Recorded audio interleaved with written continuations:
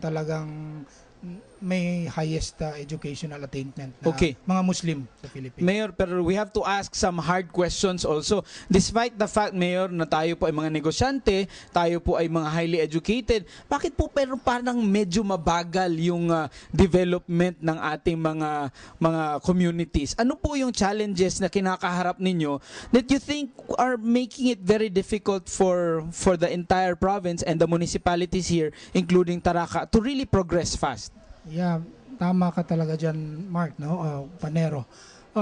Unang-una, na-realize ko din at saka na-encounter ko itong mga problemang ito nung naging mayor na ako.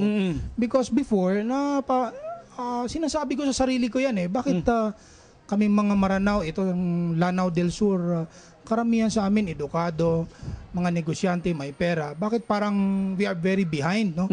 So nung naging mayor ako, napansin ko, kaya pala, no? Kasi mahirap labanan yung kasanayan na culture and tradition namin dito Parang masyadong mahirap. So some of these cultures and traditions namin mga Maranao na long before practice na namin.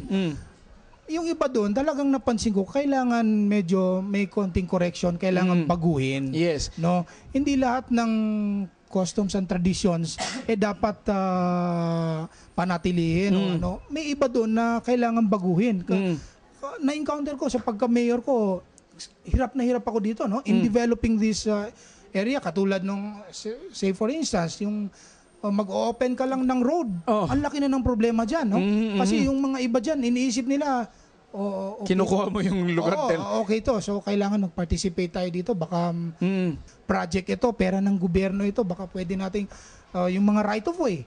Yung iba diyan hindi man lang you have to explain to them very very carefully at saka very deeply na ito papakinabangan nyo ito.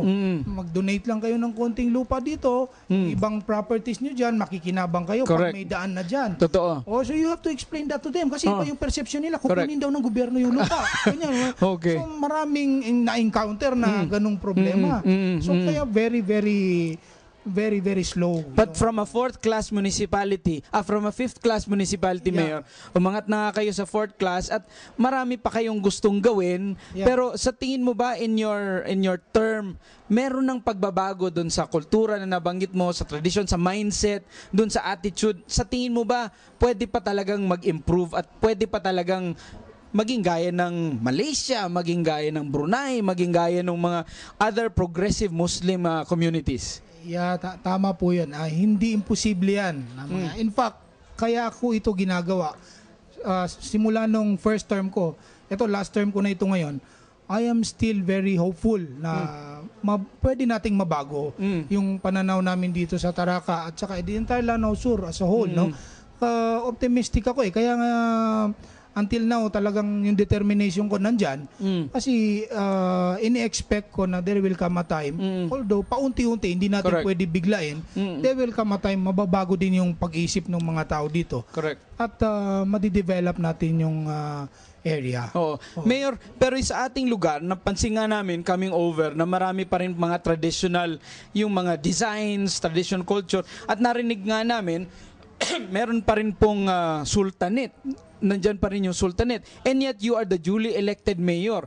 Paano nagtutulungan yung traditional systems of leadership dito sa ating makabagong political system, sa ating legal, yung ating electoral system? Paano kayo nagtutulungan and how are you complementing yung traditional and how is the traditional helping you deliver on your mandate? Yeah, mabuti na itanong mo yan. Tama yan, long before, ang alam ko, although I'm not 100% certain, na ang alam ko yung mga long before kasi wala pa itong mga mayor, di ba? Wala pang Pero nandiyan na yung mga sultan. Yung mga sultan before, parang sila yung mga leader. Okay. So, ngayon nabago. Medyo modern na. May mga mayor na tayo ngayon dito sa area na ito. At the same time, nandiyan pa rin, hindi namin iniiwanan yung dating culture namin, yung mga sultanate na yan.